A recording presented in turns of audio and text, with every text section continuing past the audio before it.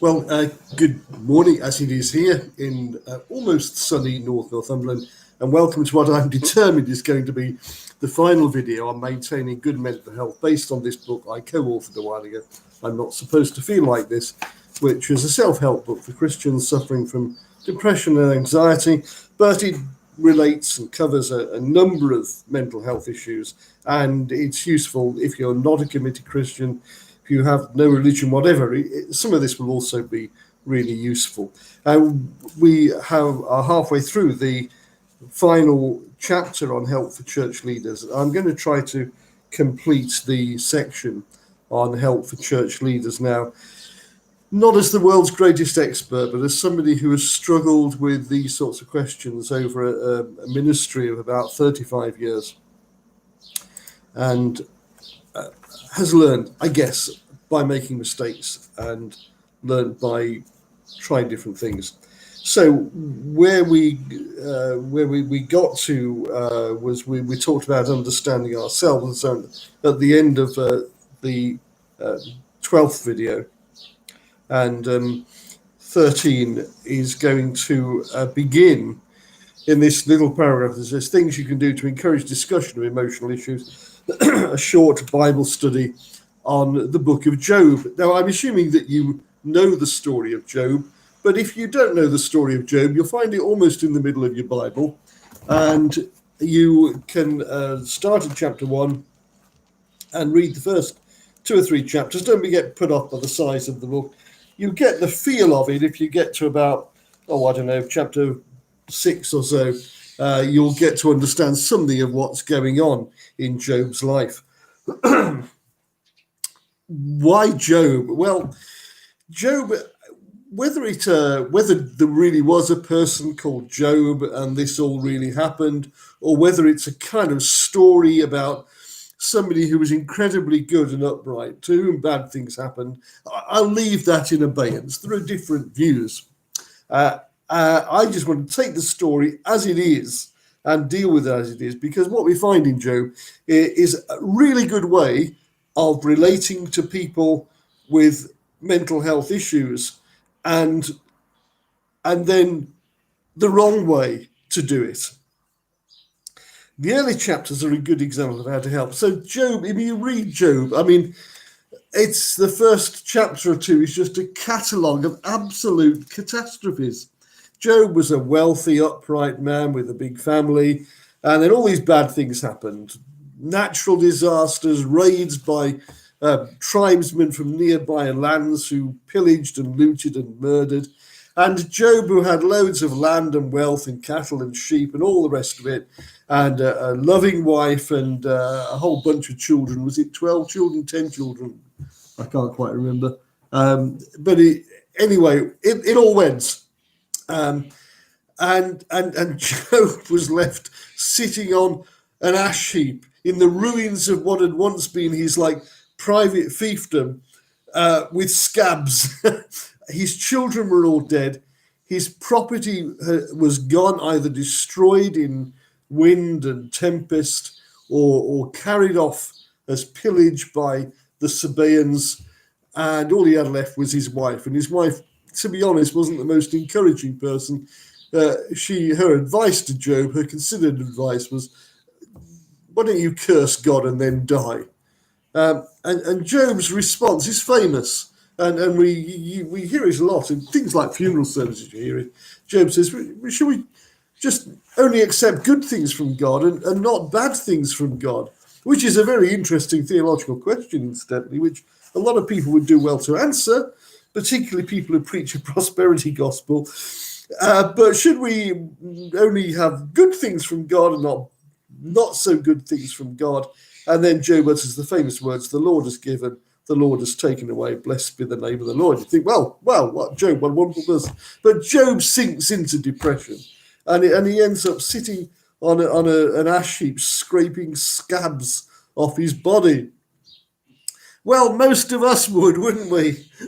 We'd find an ash heap somewhere to sit down and scrape off the awful sores that our body has been inflicted on at the seeming whim of a God who allowed all of this to happen to him. I don't want to get into the theology of that, just to say that most of us would be right there on the ash heap as well. We would feel depressed and as if our whole world had fallen apart. And then along comes Job's three friends, whose names I think are Eliphaz, what are they called? Eliphaz, Bildad, and Zophar. And to begin with, they do a really good thing. It says they sit with Job on his ash heap. They just went, they sat with him, said they were appalled. And they sat with him in silence. They didn't have any words. They just sat with him. And so far, so good. What is there to say? And they did really well. They came, they engaged empathically. They tried to enter into something of Job's suffering.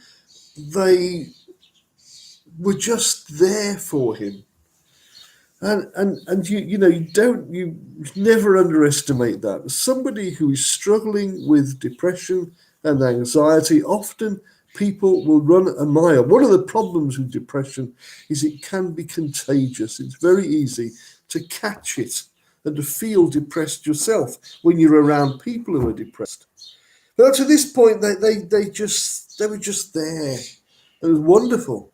And that's what people need. And then, unfortunately, Eliphaz opens his mouth.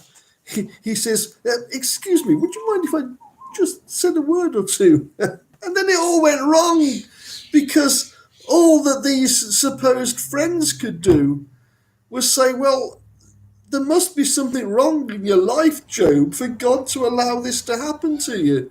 Otherwise, it wouldn't have happened. And Job says, no, honestly, I lead an upright life. And virtually the rest of the book is spent with these three friends saying to Job, you've done something wrong, lad. And Job saying, well, I haven't, honestly. And it goes on and on and on. And I won't get into that. But the problem is that when we are confronted with people with mental health issues, like Job's friends, we feel like we've got to say something. We've in order to help, I've got to say something. And hopefully we don't do anything completely crass, like say, you must have offended God for you to feel like this. I hope nobody who's watching this video would even dream of saying something like that. There are people, of course, who say that if bad things happen to you, it's because God isn't blessing you. And I'm saying, tosh, bad things happen to good people. History is full of it, and Job is an exemplar of that. And we feel like we've got to open our mouths and say something helpful. Well, my advice to you is that if you can't think of anything to say that's going to be supportive and constructive and helpful, then keep your mouth shut. But positively, just being with somebody and sitting with them, and for 7 days they did a great job. They just sat there and they entered into Job's suffering to the extent that they were able. So that's what people need. Now, the time may well come to say something, but I hope that nobody watching this says anything so crass as that.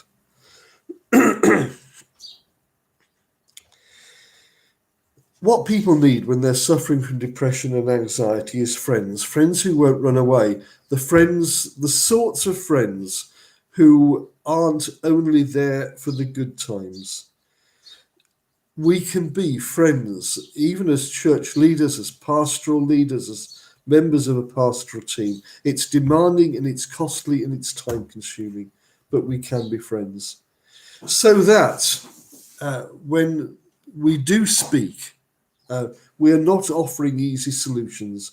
We offer sensible advice when it's asked for. We allow the distressed person to make space for their own decisions. We let them have the power and make their decisions. And we support them in those decisions, unless they're totally self-destructive, of course. If somebody decides that they're going to take an overdose of drugs, we don't support that decision.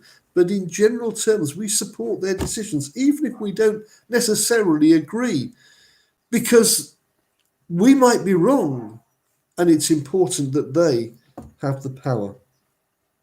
It doesn't mean we passively ignore problems in relationships and attitudes and even disobedience to God's laws, but we should offer encouragement, a gentle nursing attitude that restores people to health. How do we do that? Well, here are some general principles. One, be patient. If you are one of those people that needs to see results very quickly in anything that you undertake, then forget pastoral care of people with mental health issues, because to help somebody who's really in a state of depression or anxiety is likely to last weeks and maybe months, and the support will need to be there for a long, long time. And even if they rise gradually out of the depression, there will be bumps and troughs along the way, and we have to be there and not get discouraged when they happen. It is incredibly demanding, and I would say if you are supporting just one person with significant mental health issues, one is enough, because it is very demanding, very time consuming. If you're a minister and you have a few situations like this, then please seek help, because to carry that burden alone will likely be quite damaging for yourself. So find help, be patient. Take mental health issues seriously. Often people with depression or anxiety don't call it by that name. They avoid talking about it. They avoid saying how serious or significant it is. Sometimes if somebody says, I've got depression, does say I've got depression, we respond with surprise, particularly if they're an outgoing, exuberant kind of person. Isn't it significant, amazing that so many of the world's best comedians suffer with depression? And people like Kenny Everett, were hugely funny. Robbie Williams, very funny people, underneath are depressed. We are almost tempted to play down the idea that they could possibly be feeling depressed. We need to take it seriously and understand that without encouragement, support, and perhaps intervention, it may well get worse. And the fact that somebody appears to be very jolly and very outward does not mean that they don't have depression or anxiety.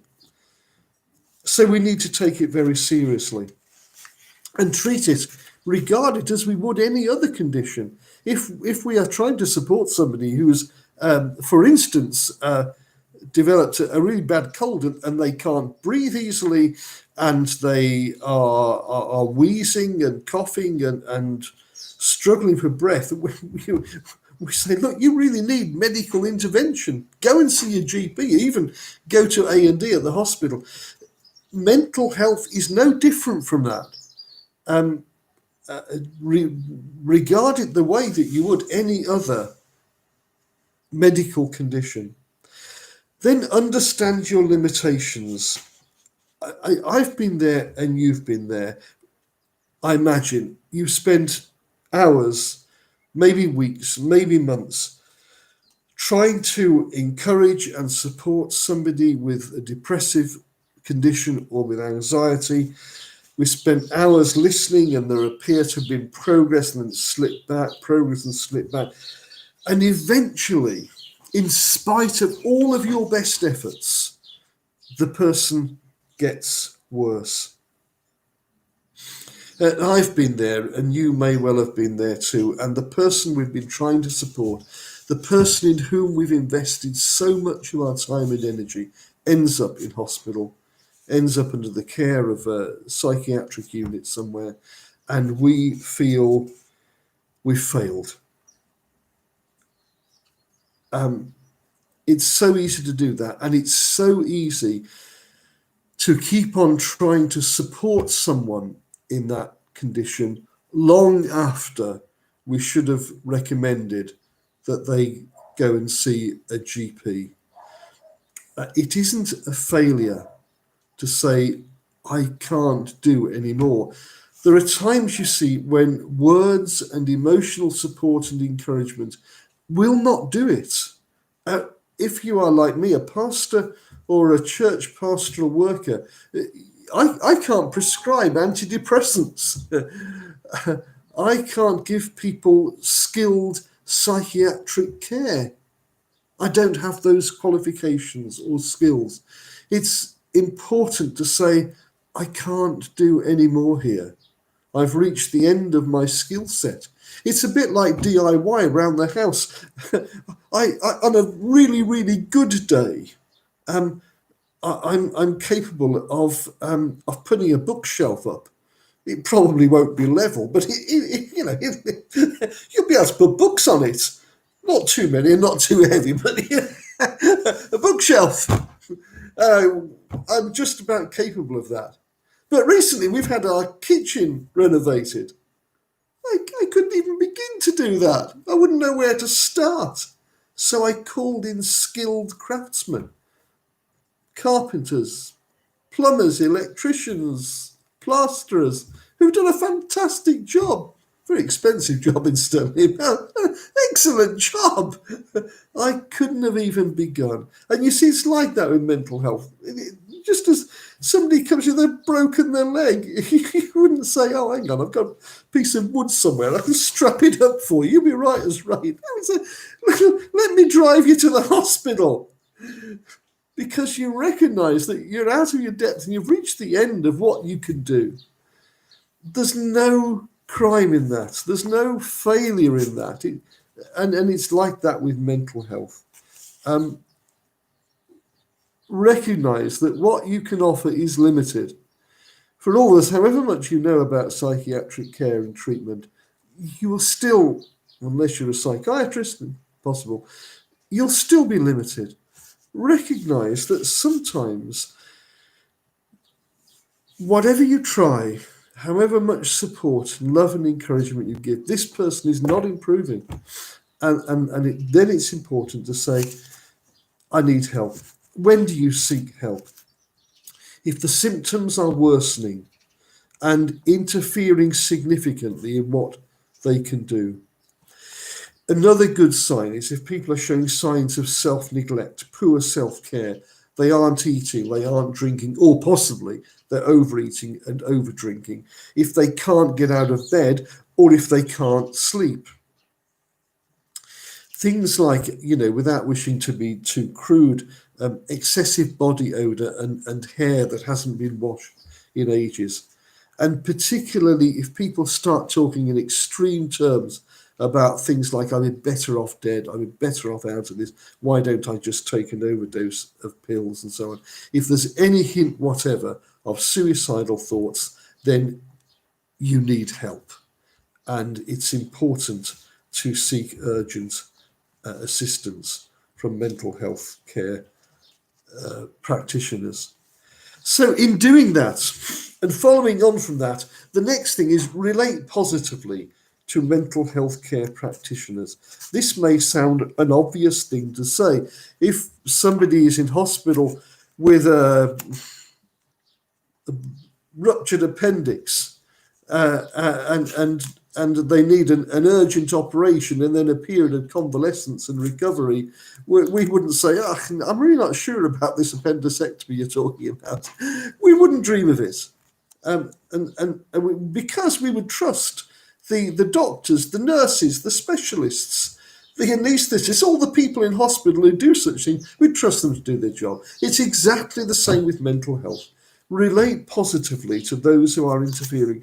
Now, here's the rub, and here's the difficult thing. It may feel that they are infringing on your territory because they're coming into things to do with the spiritual realm, things to do with belief systems, understandings of God. And we get quite jumpy and quite defensive when psychiatrists and people in the psychiatric world start making assessments and saying things about and challenging people's belief system. We want to jump in and be the A-team for God and counteract maybe some of the things that they say. Resist that. Most people in the psychiatric professions, be they doctors, psychiatrists, nurses, recognize that they may or may not have a faith themselves, but they recognize the value and importance of a faith system. They also recognize that religious neuroses and psychoses, religious ideas that go to extremes, are often a feature of extreme mental illness. And so it's important that they are able to challenge the religious and spiritual beliefs of the people they treat. Don't get defensive about it. Allow that to happen. Your job is to support. And realize that the people who are offering the treatment are wanting exactly the same outcome as you. They want this person to get well. You may or may not agree with their own ideas. You may feel uncomfortable about some of the things that they will say, but they want what you want, for the patient to get better. Understand that people, medical professionals, have that as their goal. Don't be suspicious. Don't undermine what healthcare professionals do. Don't challenge. To the person who is suffering from depression, who is under, for instance, a psychiatrist or a psychiatric nurse, try not to challenge what they are being told and what they are receiving. Do try to work alongside. Do try to support what other people are doing. Sometimes it can feel as if you're being sidelined and left out, and that can make us feel defensive. But recognize that these are the people who are the professionals in terms of mental health care. Generally speaking, and it is generally speaking, in my experience, people who operate as professionals in mental health care welcome and endorse the involvement and the support of clergy, of pastoral workers who simply try to underpin and encourage the people they are treating. So what we offer is not in competition, but it's in addition. It's a support to what others are doing, and often we need to be quiet and learn, and certainly not to undermine anything that is being done by mental health care professionals. What else can we do to help? Offer unconditional encouragement and support, by which I mean we want to solve the problem, and generally speaking, we can't. We can pray. It's important that we pray. It's important that we pray in the right way, seeking to support, seeking to encourage, asking God's help for the person, but recognizing that this is it may well be a long and bumpy road, and even a recovery from depression and anxiety may be followed by a relapse. To change someone's life, to alter a pattern of depression and anxiety, takes a long, long time and a great deal of patience. And it can be very frustrating. The minister under whom I was converted ended up one stage in his life, found himself as a chaplain in a psychiatric hospital, and he spoke of people. He dealt particularly. He wrote a thesis about people's difficulties with guilt, and it illustrates how frustrating it can be.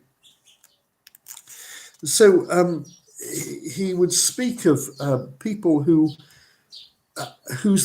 root problem appeared to be guilt over something that they'd done. And he'd say, well, do you believe that God loves you?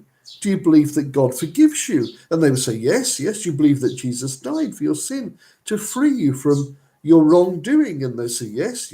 And then he would say, well, so why feel guilty? And they would say, I don't know, but I do. I still feel guilty. And this kind of exchange can be really frustrating. We're trying to apply spiritual principles to mental health issues. Be unconditional in your encouragement and support. Don't flit in and out. Be there and be constant and consistent.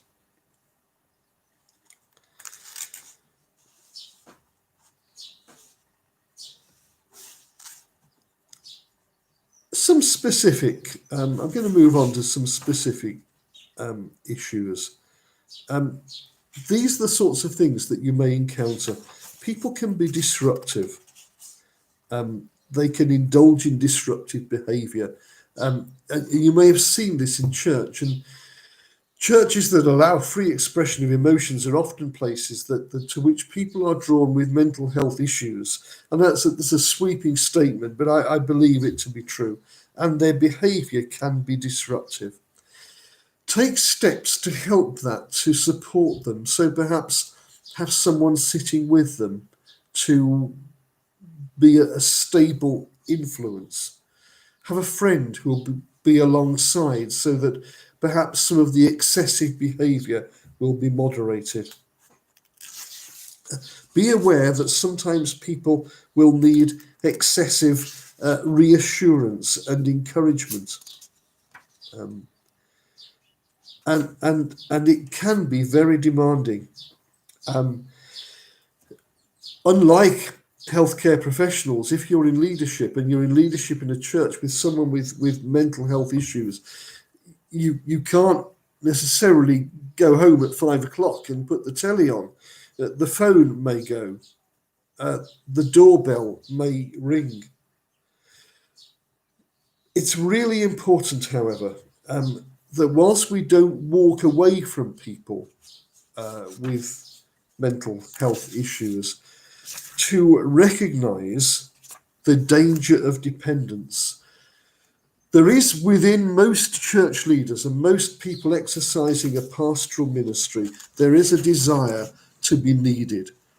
We need to be needed. And so along comes someone with mental health issues, and often they will say things like, oh, you're the only one I can talk to. Be aware that it may be they've said that to at least a dozen people in the last 12 months. You're so helpful, I can talk to you. And these things feed our need to be needed. And it's so easy for us to encourage the whole thing about dependency. Dependency is not a good thing. I know this is difficult to do, but in the world of counselling and psychotherapy, there is a thing called boundaries. And it is really important to establish boundaries. These are the boundaries in which I will help you. And so, for instance, there was somebody I spent a long time ministering to a number of years ago. And I said to this person, I will give you an hour a week of my time, and that will be completely yours to share as you wish. But outside of that, except in an absolute emergency, I will not go, because it's really important for my sake and for yours that we understand the boundaries. This not only protects my time and the dangers of needing to be needed, but it also really helps the person who is in danger of becoming dependent, because very likely very possibly they will have a history of people letting them down, abandoning them, helping them so far, then dropping them, being friends and then stopping being friends, drifting in and out of their lives. To know that there are safe boundaries means that person is secure within that relationship. So work out, I'd say, generally speaking, don't spend more than an hour in a session where you are seeking to support somebody. And flowing on from that, you'll notice that I haven't used the word counselling. Counselling is a very skilled thing to do. It involves years and years of training and supervision. I am not a counsellor because I've not done that training. I've not spent the time and money doing it. If you haven't, don't call yourself a counsellor, because you are not. It's a little bit like walking to a hospital and calling yourself a doctor when you've done no medical training. Counselling is a highly skilled profession. Don't call yourself a counsellor unless you are a qualified, trained and accredited counsellor. But in the support that you do set limits so that you and the person you're supporting can be encouraged and know that you are safe within those limits. It's a little bit like children in a playground. A survey, an experiment was done once in which a playground area was unfenced, and then it was observed what the children did. And interestingly, all gravitated towards the middle, away from the edges. Because there were no boundaries around it, it didn't feel secure. And then they fenced in the playground and discovered that the children would then gravitate more towards the edges of the playground because they felt secure knowing there are boundaries. Establishing boundaries is really useful in terms of helping people to know that they are secure in the relationship they have with you. And don't get to a place where someone is completely dependent upon you, and even worse is if you are dependent on their being dependent upon you. So that's the boundaries. It's a huge thing. It's a really important one. The book's written on it. Do make sure you set boundaries. Hygiene issues, just to say that, people with mental health issues often have hygiene issues. They often smell, they look unkempt, they look messy. Be aware of that, and be aware, excuse my phone, I'm going to ignore it. Be aware that that's simply something that happens. A time may come that you are able to gently encourage them to do something about it. There's some stuff on pastoral teams and the need for a clear structure and role. You know what? I'm going to do the unthinkable and say there's so much more, and it's important that I'm not going to rush it. I'm going to do a video. Sorry, there'll be a 14th video. You don't have to watch it, but I can't do this justice in 13 videos, not with going on for an hour, which is not a good idea for me or for you. So I'm going to call it a day there, and then I'm going to start talking about pastoral teams and how they operate within a church and how we develop a pastoral team, and then deal with the very thorny and tricky issue of healing and deliverance. So that's a huge area, and I will deal with that in the final video. Apologies for not getting to the end if you're losing patience. It's important to do it thoroughly. So that's it for today. I feel exhausted by all of that. Thank you so much for listening. Stay well, stay safe, and back with you probably next week now. Bye.